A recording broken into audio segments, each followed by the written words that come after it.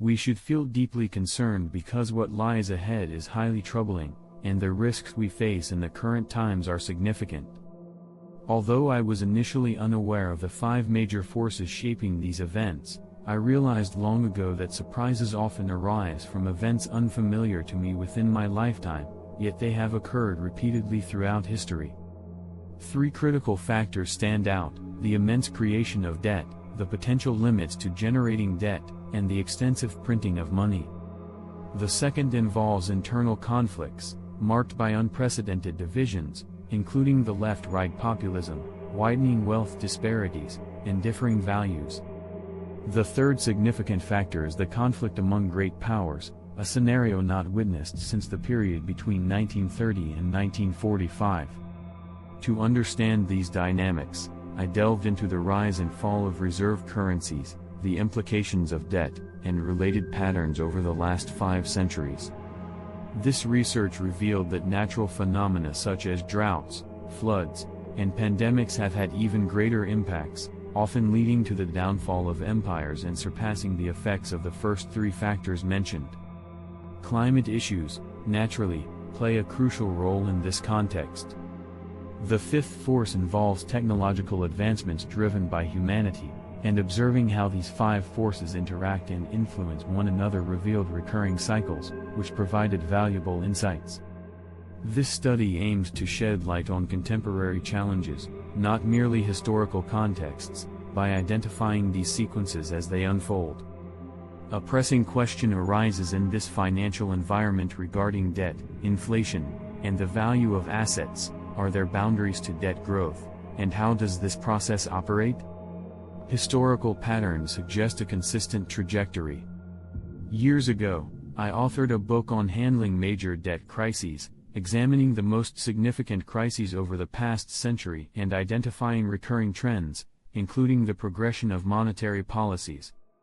Initially, monetary systems were backed by gold or other tangible standards, which imposed limits and ensured stability. However, when excessive money printing and heightened credit demands occurred, these systems collapsed, giving way to interest rate-driven monetary policies.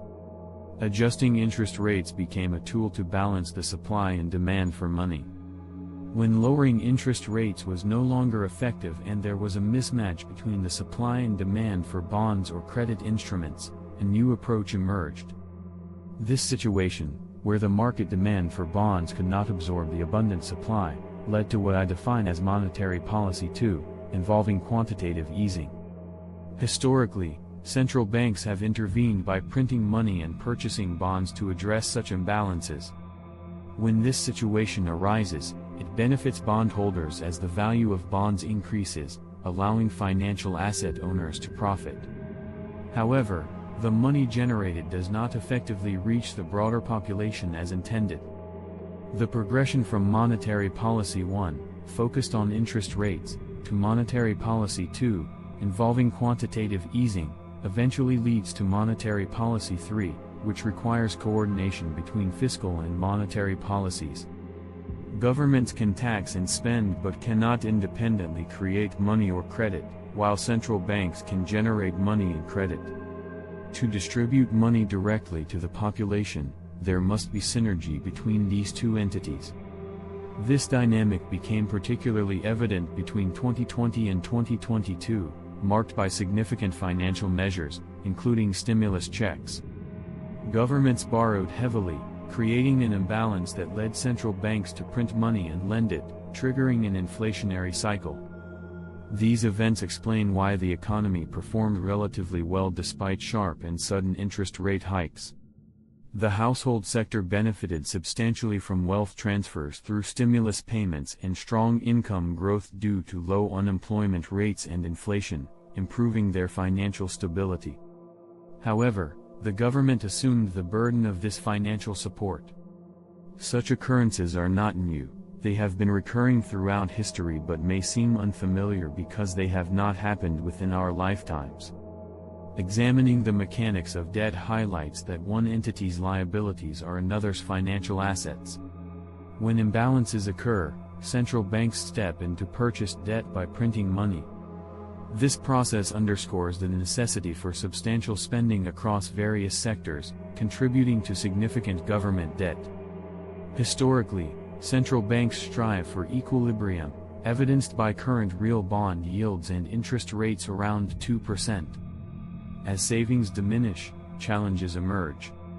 Moving forward, the core issue revolves around rising budget deficits and monetization. At the late stages of a long-term debt cycle, debt servicing costs increasingly constrain consumption. Higher debt levels as a percentage of income, coupled with rising interest rates, amplify these payments, reducing spending capacity and creating a self-reinforcing problem. This initial challenge precedes a larger crisis. When debt holders recognize the growing imbalance, central banks either print more money or incur substantial losses, prompting bondholders to sell. This cycle illustrates the potential for escalating instability. We are observing a similar pattern unfolding, particularly when considering the financial losses incurred by central banks. Many central banks are facing substantial deficits on their bond portfolios, and how these losses are addressed significantly impacts the broader financial system. For instance, in the UK, losses incurred by the Bank of England, amounting to approximately 2% of GDP, require funding from the central government. This necessitates borrowing, which exacerbates the supply-demand imbalance, a recurring dynamic that often leads central banks into financial difficulties. While it may seem improbable for central banks to encounter such issues, they do, as funding these losses often requires more money creation, potentially accelerating the problem. Historical examples, such as the collapse of the monetary system in 1971 or the ERM realignment, demonstrate how such dynamics can unfold. In these scenarios, the creation of excessive debt becomes unsustainable. The Bank of Japan illustrates this situation clearly, having accumulated an enormous amount of bonds. This raises questions about the true value of these holdings and whether monetary tightening is feasible.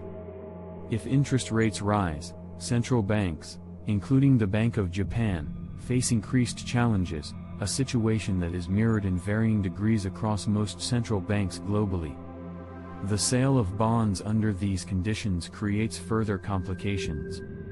If central banks attempt to maintain low real interest rates by printing money, the attractiveness of holding bonds diminishes, leading free market participants to sell. Conversely, if central banks refrain from printing money, interest rates climb, intensifying the issue. This cycle highlights the unsustainability of certain types of debt, pushing economies into precarious situations. It seems we are in the early stages of the final phase of this process. Over the next few years, and especially within 5 years, the supply-demand imbalance is likely to involve central banks more directly. A key indicator to monitor would be a return to quantitative easing by central banks, signaling a significant shift.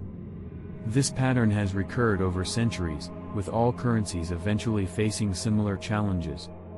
The 2008 financial crisis, for instance, was anticipated by recognizing parallels with the 1929 to 1932 period, when zero interest rates and credit issues led to similar outcomes. Understanding these cause and effect relationships, along with their historical context, helps to clarify the present situation. At its core, debt represents a promise to deliver money, and money itself is a form of debt.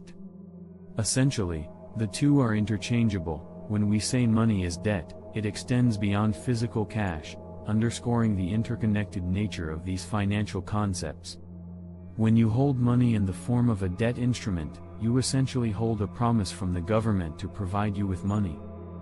The key question becomes whether it is worthwhile to hold that money and how much value it truly retains. Understanding this dynamic is crucial at this moment. Looking ahead, the fundamental question is whether the money will be repaid with hard currency that maintains its purchasing power or with depreciated currency that has lost value. Historically, currencies either devalue significantly or eventually cease to function, which leads to monetary inflation. This can occur in two primary ways, either through the excessive creation of money and credit, rendering it worthless, or through inflation caused by demand outpacing supply. The current situation reflects the former, a monetary inflation dynamic. It's essential to understand this concept because the value of money plays a pivotal role in portfolio management.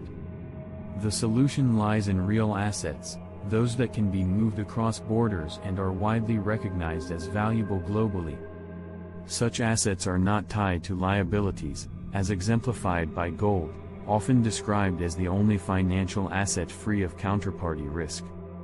Historically, the Dutch in the 1600s revolutionized our perception of money and financial assets. Before then, assets were primarily tangible, such as property or businesses. The Dutch introduced the idea of financial instruments like stocks, allowing individuals to invest in anticipated income rather than existing wealth. This innovation marked the evolution of financial assets into what we recognize today. However, financial assets lack intrinsic value and hold no purpose unless they are converted into real goods and services. Without this conversion, these assets are effectively worthless, a reality that is often overlooked. We often believe we hold significant financial assets, storing them as claims on real assets. However, throughout history, there has been a recurring pattern where the volume of financial assets relative to real assets grows excessively, leading to problems, particularly with servicing debt. This raises the fundamental question of what truly holds value. The situation resembles musical chairs, where the focus shifts to deciding what can reliably store wealth. Financial assets, especially debt instruments, become less appealing as money printing escalates, making equity assets relatively better. Real estate, while traditionally valuable, presents unique challenges. Its fixed location makes it easy to tax, leading to potential depreciation, and it lacks the mobility to be easily converted into assets in other regions or countries. This prompts consideration of alternatives like collectibles, artwork, or gemstones, assets that can be transferred across borders. The geopolitical landscape also influences these decisions, as increasing financial instability, internal wealth and value conflicts, and external geopolitical tensions often result in legal changes such as foreign exchange controls or restrictions on moving money internationally. These factors further complicate the assessment of value. Consequently, the focus narrows to a limited set of options. Gold remains a prime choice due to its universal acceptance as a form of money, its portability, and the lack of reliance on counterparties to maintain its value. However, location plays a critical role, as capital must be placed in environments that safeguard its value amidst internal and external conflicts. In times of monetary crises, the inherent nature of capitalism often rewards innovation and entrepreneurial success, but it also creates wealth disparities. Over generations, this inequity may intensify perceptions of unfairness, reinforcing tensions between financial assets, obligations, and differing values within society. The distribution of money becomes a critical issue, exacerbated by significant differences in values. During the 1930 to 1945 period, four democracies, Germany, Italy, Spain, and Japan, transitioned to autocratic leadership due to escalating conflicts and widespread populism. Populism, in this context, refers to an unwillingness to accept defeat, fueled by the belief that the system is unfair. People sought leaders who would fight and win on their behalf, leading to irreconcilable differences. Similar questions arise today, such as whether the rule of law is perceived as fair or if judicial decisions and election outcomes are widely accepted. The inability to accept loss often leads to heightened tensions, as seen historically in events like the Russian Civil War, Chinese Civil War, Cuban Civil War, and Spanish Civil War.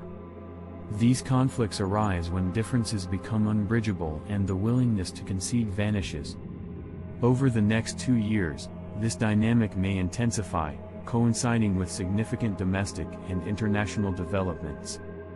Legal and political challenges, once unimaginable, now dominate public discourse, raising questions about fairness and the stability of democratic processes. While these events may seem extraordinary, they align with historical patterns that repeat during such cycles. The convergence of domestic political unrest and geopolitical tensions, such as those involving China and its allies, creates a scenario reminiscent of a perfect storm. This combination of factors often intensifies conflicts and reflects classic dynamics observed throughout history. Democracy's strength lies in its flexibility and adherence to rules, enabling compromise and the rule of law. However, the risk of losing these principles poses a significant threat. It is crucial to value and protect the rule of law, the acceptance of election outcomes, and the overall system of governance. The abandonment of these principles can lead to dire consequences, as history has repeatedly shown. In times of irreconcilable differences, even if the rules are unpopular, it is essential to respect them to avoid the chaos that follows when they are discarded. Reflecting on personal insights, it is important to acknowledge that knowledge is limited. Success often depends more on the ability to navigate uncertainty and address gaps in understanding than on the knowledge already possessed. Recognizing this reality underscores the importance of adaptability and humility in facing challenges,